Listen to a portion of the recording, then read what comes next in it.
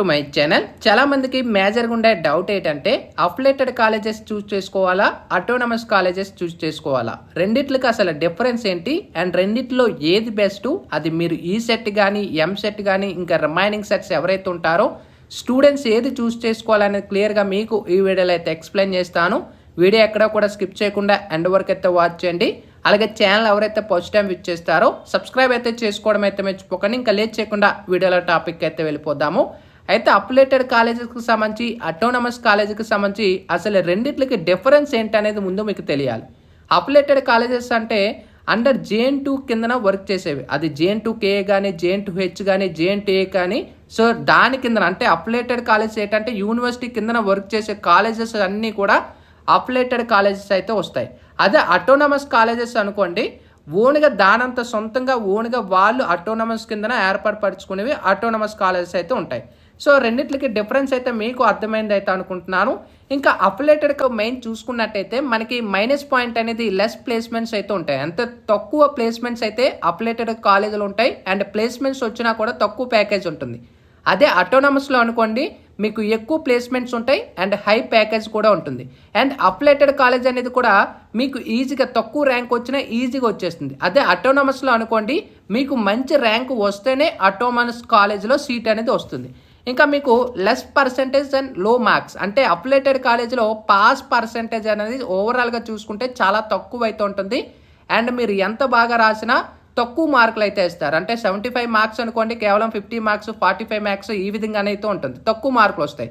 అదే అటోనమస్లో అనుకోండి మీకు ఎక్కువ పాస్ పర్సెంటేజ్ ఉంటుంది అండ్ ఎక్కువ మార్కులు కూడా ఉంటాయి, స్కోరింగ్ కూడా ఎక్కువ ఉంటుంది అటోనమస్లో అఫిలియేటెడ్ వాళ్ళతో కంపేర్ చేసుకుంటే. ఇంకా అఫిలియేటెడ్ వాళ్ళకి రిజల్ట్స్ అయితే రాసిన ఒక 2 months 2.5 monthsలో కూడా రిజల్ట్స్ అయితే ఇన్ టైంలో అయితే రావు. అదే అటోనమస్ కాలేజీలో అనుకోండి రాసిన విత్ ఇన్ 1 or 1.5 monthలో రిజల్ట్స్ అయితే ఇన్ టైంలో అయితే ఉంటాయి. అండ్ మనకి అఫిలియేటెడ్ కాలేజ్లో చూసుకున్నట్టయితే పేపర్ వాల్యుయేషన్ అనేది యూనివర్సిటీ వాళ్ళకి సెండ్ చేస్తారు. యూనివర్సిటీ వాళ్ళు అయితే యూనివర్సిటీ వాళ్ళు డివైడ్ చేస్తారు, ఏ కాలేజీ వాళ్ళకి సెండ్ చేసి పేపర్ కరెక్షన్ అనేది చేయాల్సి ఉంటుంది. అదే అటోనమస్ కాలేజీలో అనుకోండి ఓన్గా పేపర్ వాల్యుయేషన్ అనేది వాళ్ళ కాలేజీలో జరుగుతుంది అండ్ వేరే అటోనమస్ కాలేజెస్ ఏవైతే ఉంటాయో వాళ్ళ కాలేజీ కూడా సెండ్ చేసి వాళ్ళ కాలేజీ వీళ్ళ కాలేజీ సెండ్ చేసుకుంటారు. అదే మనకి మెయిన్ డిసడ్వాంటేజ్ చూసుకున్నట్టయితే అఫిలియేటెడ్ కాలేజీలో లెస్ ఫీజెస్ అయితే ఉంటాయి. అదే అటోనమస్లో చూసుకున్నట్టయితే ఎక్కువ ఫీజెస్ అయితే ఉంటాయి. అంటే మనకి కంపేర్ టు అఫిలియేటెడ్ కాలేజ్ చూసుకుంటే మినిమం 35K 45K ఈ రేంజ్లో అయితే ఉంటుంది. అదే మీరు అటోనమస్లో అనుకోండి ఇంకా ల్యాక్స్లో అయితే ఉంటాయి ఫీజెస్ అని అయితే ఎక్కువ అయితే మీరు ఫీజు పేమెంట్ చేయాల్సి ఉంటుంది. అదే మనకి అఫిలియేటెడ్లో చూసుకున్నట్టయితే స్పెషల్ క్లాసెస్ కానీ ఇలాంటివి ఏమీ కూడా ఉండవు. అదే అటోనమస్లో అనుకోండి స్పెషల్ క్లాసెస్ ఇలాగా మీ మెయిన్ కాన్సన్ట్రేషన్ అనేది ఎక్కువ ఉంటుంది.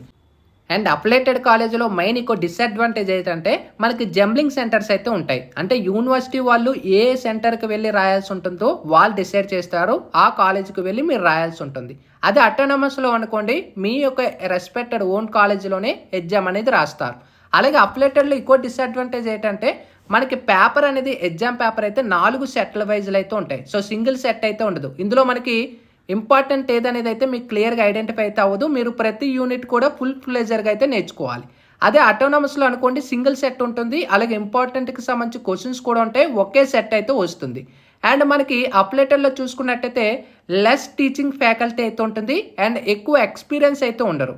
అదే అటోనమస్లో అనుకోండి హై ప్రొఫెషనల్ టీచర్స్ ఉంటారు, ఎక్కువ ఎక్స్పీరియన్స్ అండ్ టీచర్స్నే అటోనమస్ కాలేజ్లో వాళ్ళు తీసుకుంటారు. ఇంకా కింద చూసుకున్న not their own rules and regulation అంటే యూనివర్సిటీ పరంగా రూల్స్ ఇవన్నీ కూడా వాళ్ళే సెట్ చేస్తారు. వాళ్ళ అండర్గా ఏవైతే కాలేజ్ అఫిలియేటెడ్స్ ఉంటాయో అవన్నీ కూడా ఖచ్చితంగా నడుచుకోవాలి. అదే అటోనమస్ కాలేజీలో అనుకోండి ఓన్ రూల్స్ ఉంటాయి, ఓన్ రెగ్యులేషన్స్ ఉంటాయి. సో ఏ టైంలో కూడా వాళ్ళు మారుస్తూ ఉంటారు ప్రతి కాలేజీకి సంబంధించి. సో ప్రతిదీ కూడా అప్డేట్ అవుతూ ఉంటుంది. అదే అఫిలియేటెడ్ కాలేజ్తో చూసుకుంటే అప్డేట్ అనేది కూడా చాలా టైం పడుతుంది, చాలా ఇయర్స్ కూడా ఉంటుంది.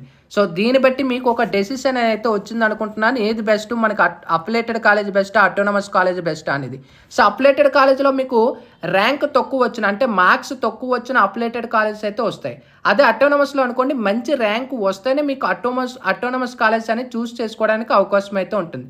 అండ్ ఒకవేళ మీకు ర్యాంక్ తక్కువ వచ్చినా అసలు మీరు క్వాలిఫై అవ్వకపోయినా సెట్ వైజ్ అయినా కూడా మీరు డైరెక్ట్గా మేనేజ్మెంట్ కోటాలో కూడా అటోనమస్ కాలేజీలో అయితే జాయిన్ అవ్వచ్చు. కాకపోతే ఎక్కువ ల్యాక్స్లో ఫీజు పేమెంట్ అంతా కూడా మీరే ఫీజు పేమెంట్ అనేది మీ బర్డెన్ అంటే మీ చేతిలో ద్వారా అమౌంట్ అనేది పే చేసుకోవాలి. ఇదే difference between affiliated college and autonomous college అనేది మీకు ఒక ఐడియా వచ్చిందని అయితే అనుకుంటున్నాను ఈ వీడియో భాగంగా. సో ఇంకా డౌట్స్ ఉంటే కామెంట్ సెక్షన్లో తెలియచ్చు. Sign up bye friends. Thank you.